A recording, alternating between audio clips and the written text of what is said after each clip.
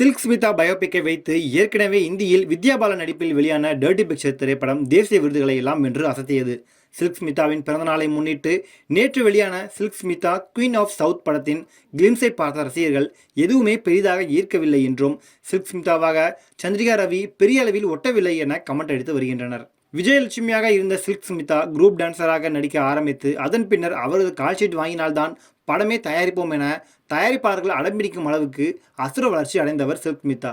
ஆனால் அதே வேகத்தில் அவரது உயிரும் பிரிந்து போனது ரசிகர்கள் மனங்களில் நீங்காத வருடாகவே மாறிவிட்டது. சில்க் ஸ்மிதாவை விஷால், எஸ்.ஜே. சூர்யா நடித்து வெளியான மார்க் ஆண்டனி படத்தில் ரீக்ரியேட் செய்து ரசிகர்களை திகைப்பில் ஆழ்த்தியிருந்த நிலையில் சந்திரிகா ரவியை வைத்து மற்றொரு சில்க் ஸ்மிதா படத்தை உருவாக்க இயக்குனர் ஜெயராம் முடிவு செய்துள்ளது. எந்த அளவுக்கு ஒர்க் அவுட் ஆகும் என்பதே பெரிய கேள்விக்குறியாகத்தான் உள்ளது. 1960ஆம் ஆண்டு டிசம்பர் 2ஆம் தேதி பிறந்த விஜயலட்சுமி இந்திய சினிமாவில் சில்க் ஸ்மிதாவாக மாறிய நிலையில் அவர் அடையாத உச்சமே இல்லை என்கிற அளவுக்கு ஹீரோயினாகவும் டான்சராகவும் புகழின் உச்சிக்கே சென்றார். ஆனால் வெறும் 35 வயதிலேயே மர்மமான முறையில் சில்க் ஸ்மிதா உயிரிழந்தது ஒட்டுமொத்த ரசிகர்களையும் அதிர்ச்சியில் ஆழ்த்தியது. 1996ஆம் ஆண்டு செப்டம்பர் 23ஆம் தேதி அவர் உயிரிழந்தார். இன்றும் சில்க் ஸ்மிதாவின் ரசிகர்கள் அவரை நினைத்து ஆண்டுதோறும் பிறந்தநாள் மற்றும் நினைவு நாளை கொண்டாடி வருகின்றனர். அஜித்துக்கு ஜோடியாக நேர்கொண்ட பார்வை படத்தில் பிளாஷ்பேக் காட்சிகளில் நடித்திருந்த வித்யா பாலன் தான் கடந்த 2011ஆம் ஆண்டு மிலன் லுத்ரியா இயக்கத்தில் வெளியான டர்ட்டி பிக்சர் படத்தில் சில்க் ஸ்மிதாவாக வெறித்தனமான நடிப்பை வெளிப்படுத்தியிருந்தார். அந்த படத்தில் இம்ரான் ஹாஷ்மி, நசருதீன் ஷா உள்ளிட்ட பாலிவுட் பிரபலங்கள் முக்கிய கதாபாத்திரங்களில் நடித்திருந்தனர்.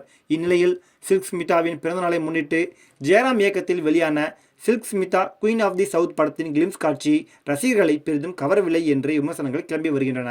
அதற்கு காரணம் சில்க் ஸ்மிதாவாக லீட் ரோலில் இருட்டு அறையில் முரட்டு கூத்து படத்தில் நடித்த நடிகை சந்திரிகா ரவி நடித்திருந்ததான் என்கின்றனர். சில்க் ஸ்மிதா பயோபிக்கில் ஆரம்பத்தில் ஓவர் பில்டப் கொடுக்கும் விதமாக இந்திரா காந்தி சீனையெல்லாம் வைத்து நீங்கள் அயன் லேடி ஆஃப் இந்தியா, அவங்க மேக்னட் லேடி ஆஃப் இந்தியா என்று வசனமெல்லாம் வைத்திருப்பதை பார்த்தாலே சிரிப்புதான் வருகிறது என சில்க் ஸ்மிதா ரசிகர்களை கமெண்ட் அடித்து வருகின்றனர். மோனிகா பெல்லூசி நடிப்பில் வெளியான மிலினா படத்தில் வருவது போன்ற காட்சியை சில்க் ஸ்மிதா பயோபிக்கிற்கு இயக்குநர்கள் தேவையில்லாமல் வைத்துள்ளனர் என்கின்ற விமர்சனங்களும் கிளம்பியுள்ளன. மார்க் ஆண்டனி படத்தில் ஆதிக் ரவிச்சந்தர் செய்ததைப் போல ஏஐ பயன்படுத்தி சில்க் ஸ்மிதாவை தத்ரூபமாக கொண்டு வந்து படம் எடுத்திருந்தால் வேற லெவலில் இருந்திருக்கும் என்றும் ரசிகர்கள் ஆரம்பத்திலேயே அடி வெளுத்து வாங்கி வருகின்றனர்.